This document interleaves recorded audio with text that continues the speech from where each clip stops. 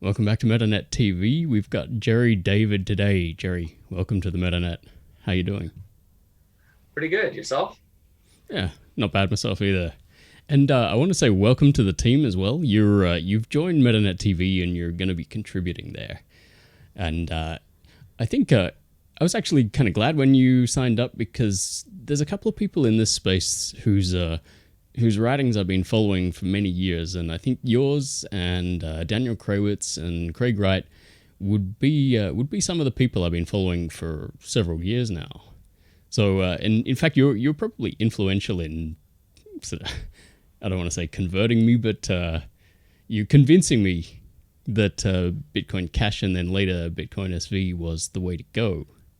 So now that I've said all of that flattering stuff, I want you to tell people what your background is and why you are actually so important. Oh, I don't know if I'd say I'm important. That's a little bit going a little too much into the pride there, but yeah, my background is I'm an electrical engineer Mm-hmm. by schooling. Then I spent about 14 years on Wall Street in the technology and strategies department. Most of my time at Goldman Sachs and a short period of time at JP Morgan. Right. And for all that time, I would say that was the phase where I moved from being just a traditional, computer science engineer, geeky part of a role to getting a little bit of the finance sort of, I wouldn't say experience, but just exposed to the financial markets, exposed to capital markets, exposed to how folks who operate in the space are Right. or are like, because you just can't not being having working with them on a trading floor for over 14 years. So in that time, that's was I suppose the first phase of my career, and then at the tail end, probably around 2012, I heard about Bitcoin from somebody else at the office, and I guess from there, the uh, the rest is history. I think I left JP in 2014 or 13, I don't remember now, and right in the middle of the Mount Gox fiasco, or the issues, Mm-hmm. and that kind of put a little dampener on the entire market.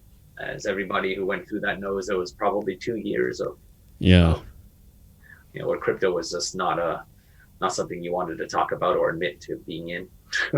So that was kind of tough going into Sure my own was. business and then immediately being hit with that. Uh-huh. But then things started shaping up around 2017, and then the tail end of my career, I worked at some firms which are doing more, starting to get into blockchain.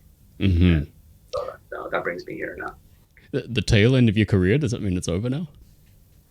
Oh yeah, yeah. So Right. so yes, yes. I'm in my own independent contractor again. Mm-hmm. So I'm fine. I'm free to pursue all the things, getting my hands dirty in all the exciting things which is going on, and I think it's a good time for that. So just because the explosion of development in all aspects and all facets of the space is accelerated to the point just in the last 6 months. It's just Mm-hmm. unbelievable. So I mean, as you know, so I think it was a really good time to basically get my hands dirty and try to help out as much as I can with the ecosystem by actually doing, as opposed to trying to fight fight internal sort of Yeah.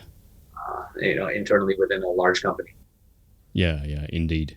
So, where have you actually worked in the crypto space since 2013? In crypto space, I have my own consultancy. Mm-hmm. I did my own thing. We originally built me and a couple of blokes. We built in a merchant processing platform. Mm. At first, we started this, we set out doing an exchange, but that didn't really pan out too well because like Mt. Gox failed, and then there Yeah. was just no appetite. You know? And so while the business was looking pretty grim, that was when I kind of that was also when I guess many would many would say that Bitcoin started faltering in terms of like, wait, why is adoption slowing down? That was around Hmm. 20, yeah, 2013, 2014, 2015. I think that was the great stalling, I suppose, of Bitcoin. Yeah. And so that was about the time I started getting into like really having been forced to get into the technicals of Bitcoin myself. I mean, up to that point, I just thought, the people who were working on Bitcoin, the developers, were doing, the right thing, and they had it all in hand. So leaving folks like us just to, develop, businesses on top of it. But that didn't seem to be the case. So I really was really surprised how I had to I was thinking to myself, my God, really, do I really have to start reading up all these arguments, these technical arguments? It's really hard to follow if you're not, if you don't actually put the time to read up all the backstory behind and know, have a background in cryptography and economics and computer science and Yeah. networking, a whole bunch of stuff. So that was sorry, I'm getting derailing, but so I Oh did no. my own consultancy, and then afterwards I worked at SBI for 2.5 years, Hmm. um, to help them grow their or start their whole blockchain initiative in the Hmm. business, in terms of their exchange setup and also working on wallet custody, institutional wallet solutions. And SBI is still very much in the crypto space, aren't they? Yeah, I think so. I think they're in a good position now, Hmm. and they're at the point where they can continue the momentum forward. So they're still very much in the space. Yes. Right.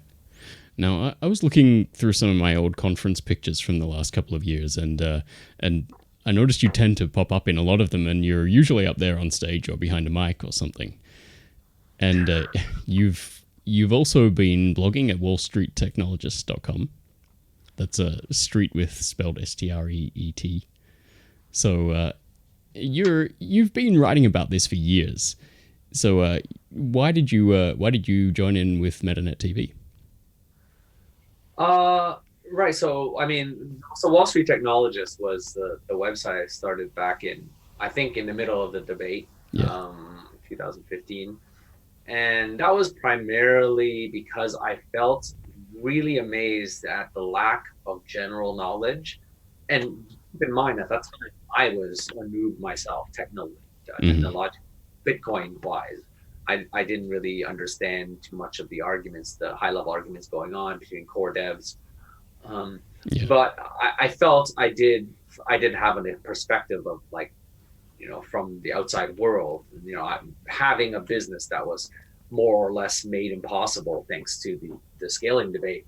You know, I, Hmm. I, I really felt that the arguments were really spinning about the analogy of moving deck chairs on the Titanic. It was really like, why are you guys arguing about this silly technical thing?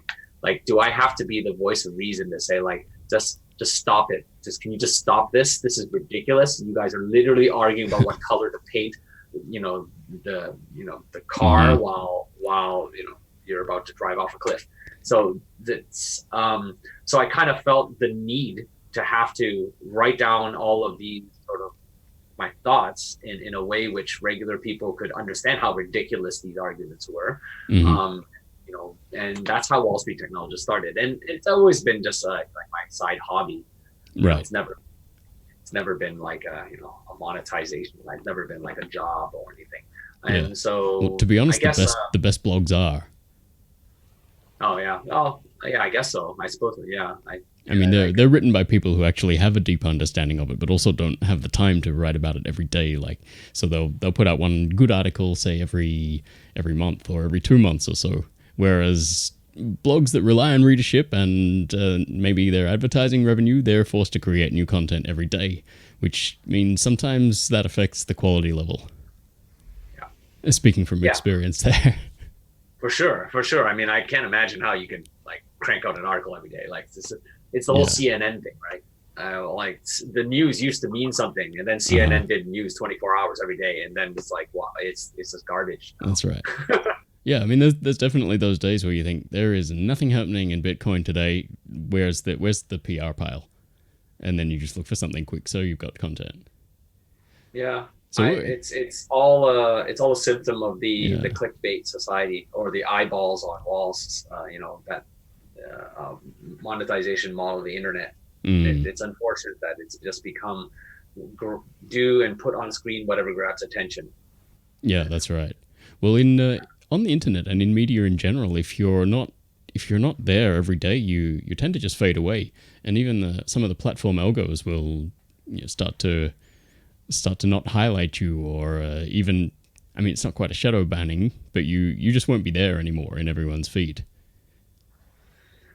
Yeah, I totally agree, and this is I give me a lot of respect for the YouTubers, the folks who actually continually crank out good content, Yeah, and that's I think they only do it not because they can't do it by themselves anymore. They actually have a team of writers and people doing the research for them, that's and right. so it becomes really much a you better keep up with the Joneses kind of profession, you lose it a little bit of the passion because how much can you write about before it just starts getting like, you know, you're done.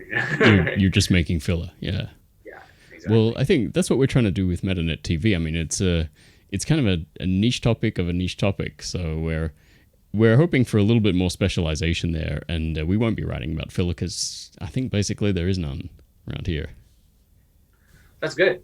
So I think that's one of the reasons why I thought it'd be good to join, because it sounded like there was no pressure to sort of write on a schedule, and you pick a schedule, write to that schedule, and I think if you get enough people doing that, then you don't have problems filling slots, and you also Mm. have continually good content. And also, I mean, just generally, there's just so much going on now that really there's just no time for any one person to cover it all. There isn't, no. It really could be a full-time job just to write about everything that's going on in MetaNet space. Yeah. Yeah, even I struggle to keep up with it all, reading Slack and Twitter and Reddit and everything else I can get my hands on. Yeah, it's So, it's quite exciting. so our focus here is geared more towards the actual MetaNet protocol itself. So maybe it's a niche of a niche of a niche. And are you interested in the MetaNet? And what would you say is the most promising application there? Application Yeah, I meaning mean, use case. that must be a loaded question. I mean, the MetaNet is Bitcoin, so Mm, yes, I'm very interested in Bitcoin. right. Uh, the MetaNet protocol itself. I mean, Yeah. there's you can approach this question from a technical perspective. You can approach it from the more high level perspective, and I kind of like to think of it that more of a high level. The MetaNet in general is just a structured overlay. Overlay may not even be the right word, but it's a structuring of the data that you can put onto Bitcoin. Hmm. Because if you didn't have a structure, then you could still put information on Bitcoin. I mean, for the last couple of months, so many people have been just sticking everything into Bitcoin Yeah. SV, of course, and like data from, I heard Joe Rogan's like video blog, music videos, audio books, Alice in Wonderland, the Bible. So everybody's sticking all this stuff in, but there's no. It's kind of like a flat file. It's kind of like a big black hole. If you put it there, then you can find it because, well, hopefully you remembered where you put it. But Uh-huh. if you forget where you put it, well, then it might be hard for somebody else to find it, or maybe for even yourself to find it again, the data. So MetaNet is just a way to structure the data so that eventually search engines like Google, or maybe Google's replacement, or Mm. somebody, if algorithms can crawl the MetaNet and then sort of index everything and find everything so that other people find data that not because maybe you store just for your own good, but maybe data that you want to sell, or maybe you want to start a library of all your audiobooks or something, or start a library of all your video podcasts. Hmm. Then you want people to be able to find that, via search engines. So that's kind of like the MetaNets. Of course, everything in Bitcoin, mostly everything in Bitcoin SV, the real Bitcoin development these days, all We have take to that do as a given around here. with. Yeah, I guess I don't have to specify that. So yeah, I'll just say Bitcoin from now on. I'm just so used to saying, speaking to audiences, which that clarification is necessary. Yeah, well, I guess for anyone outside the BSV world who drops in on these videos, it's probably worth mentioning. Yes, when we say Bitcoin, we mean Bitcoin SV or BSV. Yeah, In yeah. case you It's hadn't only gathered one that way by to now. do all this stuff. Yeah, right. Do you Yeah. think that? Oh, sorry, I didn't answer your question though. Oh, You did I answer the question? Because I think you asked me what do you think was the most interesting thing that's going to develop in the MetaNet. I was just going to add to that maybe a little bit. But if you've got something to say there, go for it. Um, yeah. So I think it's mostly all data storage stuff. I Mm-hmm. think MetaNet is probably the most exciting things are folks going to basically start looking at Dropbox and Google Drive and Audible and all of these business Netflix. I guess obviously one. I should have said Netflix first. I suppose is the biggest Yeah. one. But all of these data, these businesses, which their business model revolves around storage of data, but everybody, Netflix doesn't store all their data in one database, right? All their movies, it's I all sort assume of they don't. distributed around. Yeah. Yeah, it's everywhere. It's closest server to your location, so that's how they make it stream so well. And basically, all of that can be improved, or maybe this technology can be adopted by them because once you take their whole business model and you move it over to Bitcoin, like with the MetaNet sort of as a storage backplane, what you have is now Bitcoin, the payment plane tied Mm. with that. So that will allow things like, buying, we already see in Streamity, right? You can buy videos per second Yeah. or even per byte of downloaded data. So, or videos. This is the kind of interesting stuff that's going to develop first, I think, because people can relate to it most easily. But there's a whole bunch of other really interesting financial services and more of the Bitcoiny stuff that can come afterwards that I think is probably in the tail end of this year, maybe early next year, we're going to see a lot of folks coming out with these things. Excellent. Yeah, I also think it's one of those platforms like the web itself, where people are going to have to experience it for a while before they really know what to do with it. At first they're just going to be looking for those analogs to services and things that they already know, and once they've gotten used to that for a while, then they'll start extending it into other applications as well. Yeah, Possibly. yeah, exactly. Do you think it could actually replace the internet as we know it now? That's a good question. When I first heard, probably Craig was the one who first said that, I kind of was, well, doubtful. I guess that's the best way of putting it. I was like, huh? Really? Huh? Um, but in the last month, more and more, the more I consider it from different angles, the more I think about it, and especially the latest, sort of revelation that IPv6 has been lingering around but unused for a very long time. That's right. And Yeah. with IPv6, you can embed a Bitcoin transaction inside an IP packet. Mm-hmm. That that was the thing that could push me over the belief, over the cusp. Then I kind of like, okay, I can see how the MetaNet is just a structure, right? So it's Mm-hmm. not like a database. It literally is the databases everywhere which we're currently using, except the sort of the commit protocol is Mm-hmm. Bitcoin, except Bitcoin the network, or Bitcoin the transaction and block thing. Yeah. The payment side, which is added because you don't have payment with Oracle databases, is Bitcoin the coin, and then you have MetaNet is the sort of the structure, the data structure. So things could be, or the metadata structure. I guess that's why I call it MetaNet. And IP could be the routing, right? Because then you don't even have to, fuss about, networking protocols and everything. You have IPv6. I mean, that works. So, and then, as maybe folks don't know, I mean, IPv6 packets can be as big as 2 GB. Mm-hmm. So Actually, I didn't know that. yeah. So if you have these massively large packets, like one packet, then can you imagine, like, we're still trivially arguing about how big blocks can be safely sent over the internet. Are Yeah. you Yeah. kidding me? If it's just one packet, well, Yeah. of course, bandwidth providing, uh, basically every block is one packet. So Mm-hmm. you're not going to have like too much, issues with that. I mean, so then I kind of really started believing that it could eventually one day replace the internet, because one day I think we're going to look back and we are going to marvel at the first internet was like, say, World Wide Web was run early 90s. So the first 30 years of the internet, Yeah. people are going to wonder, how the hell did anyone find anything? Oh, there was these things called search engines, which literally just crawled hyperlinks everywhere. But that was like so inefficient, right? And then wouldn't you need to trust some centralized search engine company to save all the indexes? Yes, they did. Can you believe that? Ha ha ha. Because in the future, everything will be, you don't need to store all the indices. It's all MetaNet structured. So. Well, that sounds very promising. I mean, even if it could just replace Google, I'd be happy. It doesn't have to be the whole internet. Right. Yeah. It could. So, am I allowed to ask you about your first assignment for MetaNet TV?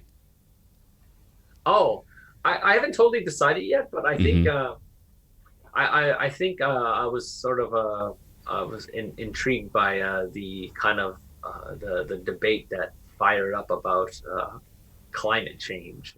Oh, right. We're going to go there. I say that slightly wryly because I don't want to stir up comments in this feed. But I'm not going to argue. I'm not going to argue on the topic of climate change. But I think applying MetaNet or the whole database-driven economy to sort of try to shed some light to the climate change debate. And I know some people will debate the fact that it is a debate.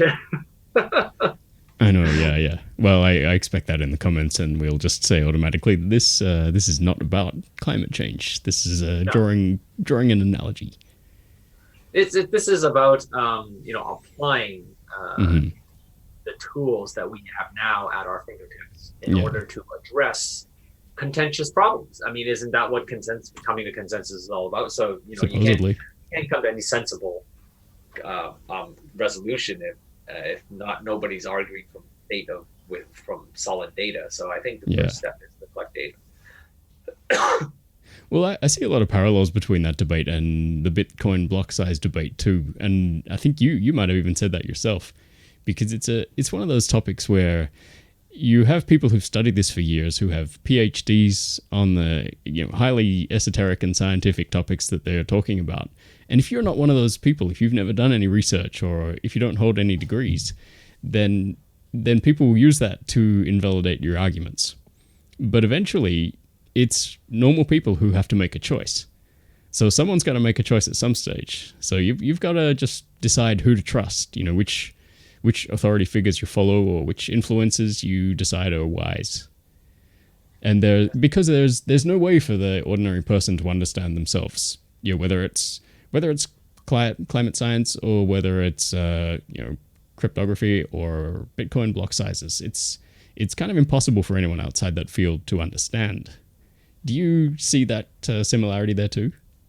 Yeah, I absolutely, and I think I was the one who brought that up, because that was I got into started reading about climate change versus anthropogenic.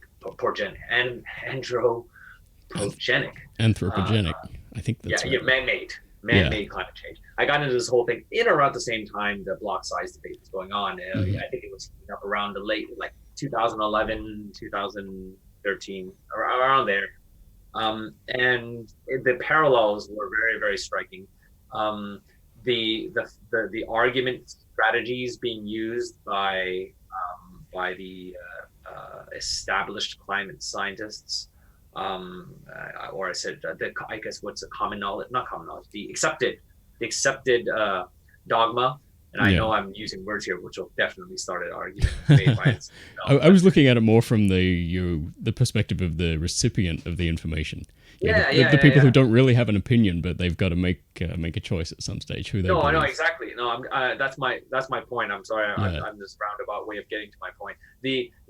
When I started looking into the challenges, the strategies that this dogma was using, the establishment was using.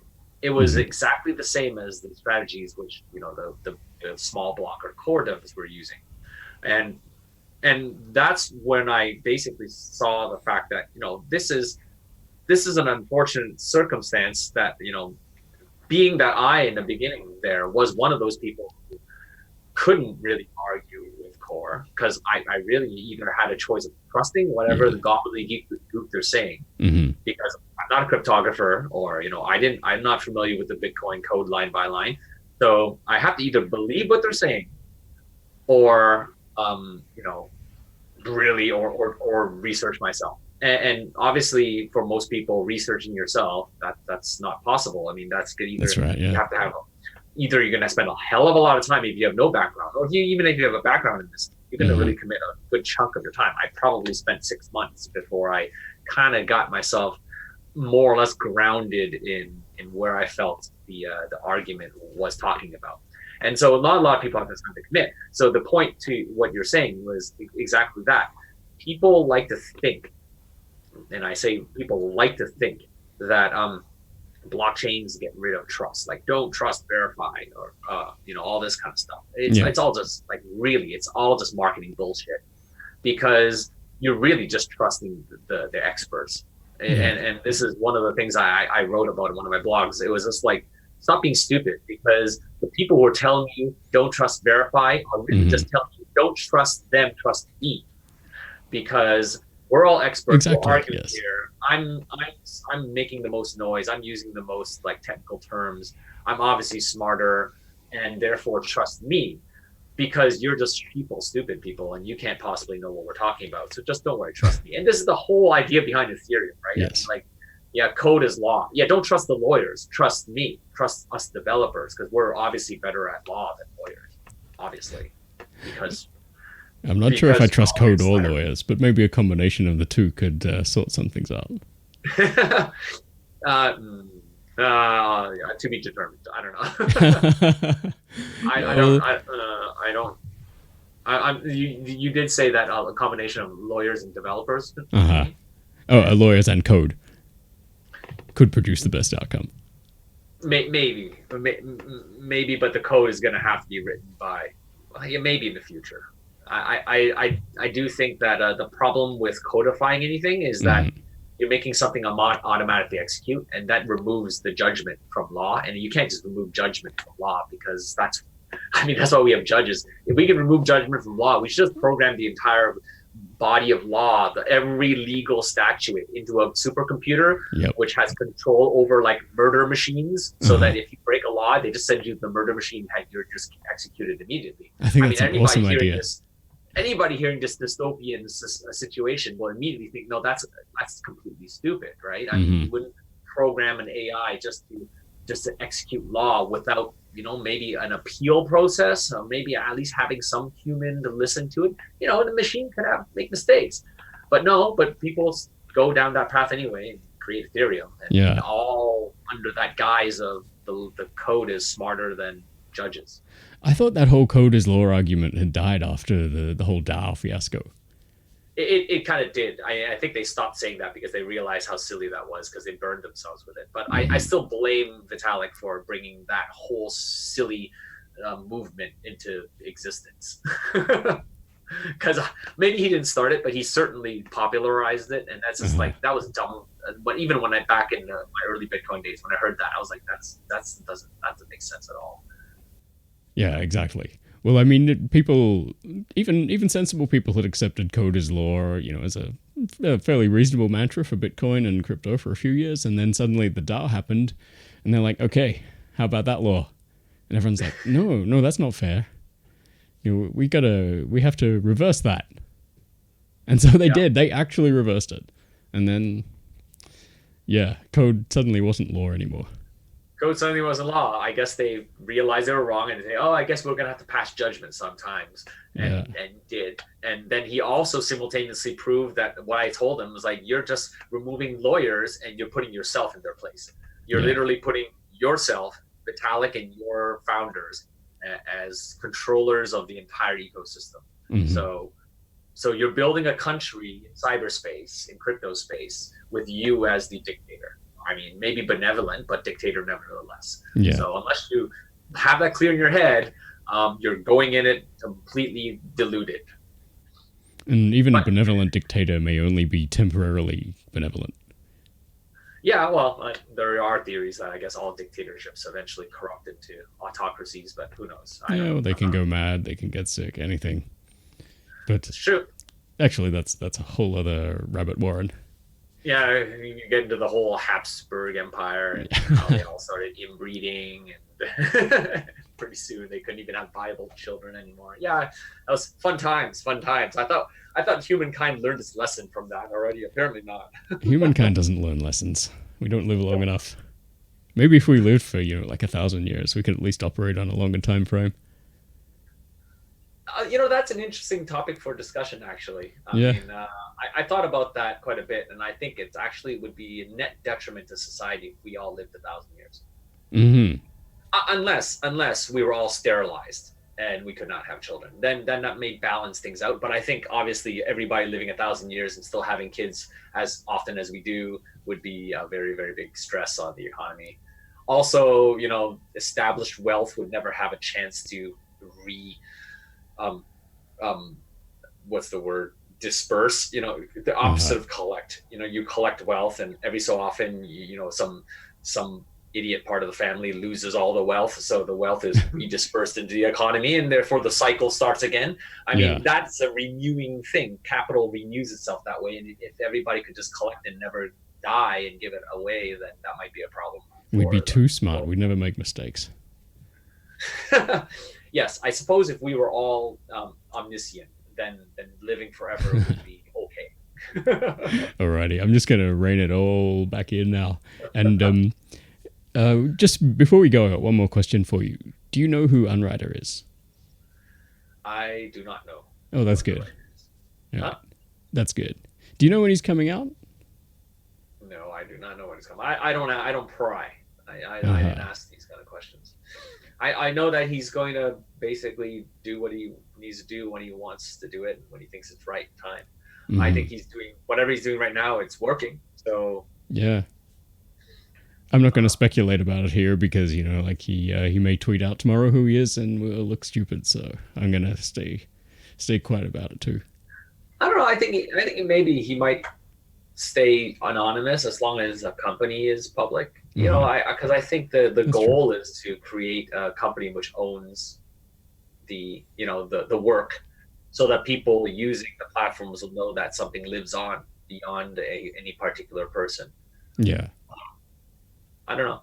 That's I think that tactic's been tried in Bitcoin before by Satoshi Nakamoto. well, but yeah, good point, touche. But I think that might be a little bit different because in the case of Satoshi, I mean that's okay. Maybe I have to think about this more. The more I think about this, maybe it is kind of similar. But I think the Satoshi could have maybe remained anonymous if there was no other, if there was if the project stayed on track. Hmm. So I think Unwriter theoretically could follow the same track and remain anonymous until it looks like the company's going haywire. But I think the difference is if he does have a company that owns stuff, then it can't really go off track because at least presumably at least the people, the directors or the shareholders of the company know who he is. Hmm. I don't think it's going to be like total anonymity like Satoshi, where it would just be more like general anonymity. It's like a CEO, or maybe not a CEO, like chief technology officer, which is kind of anonymous. It would be a little weird, but as long as the shareholder is okay. Actually, I didn't take that back. As long as it's a private company, you know, you probably won't be able to IPO with an anonymous chief. That's for sure. But if it's a private company, privately funded, I think it should be. You could ICO maybe. Huh? You could do an ICO maybe. I I guess technically you could, but I highly doubt you would. Yes. I And we absolutely don't recommend anyone participates in or buys tokens in an ICO at this point. yeah, Mm. they're all scams. Alrighty then. Well, thanks, Jerry. And just before you go, I want to say that's an excellent T-shirt you're wearing there. Oh yeah, you like it? Yeah, I where'd you got get it it? Got it from the guys at ZeroConf. Aha. Yeah, Zero Conf Star. Zero Confs, and Oh, Zero Confs. Yeah. yeah, with an S, and yeah, you just tweet them, and they send you a free T-shirt. So that was pretty cool. Very nice. I actually do have one here, but mine's red and it didn't match the set, so I'm not wearing it today. Cool. Alrighty then. Well, thanks, Jerry. I look forward to seeing you around on MetaNet TV, and I'm sure everyone's probably looking forward to hearing what you've got to say next. So, Cool. Thank you, Ron, very much for having me on. cheers. See you later. Cheers. Talk to you later.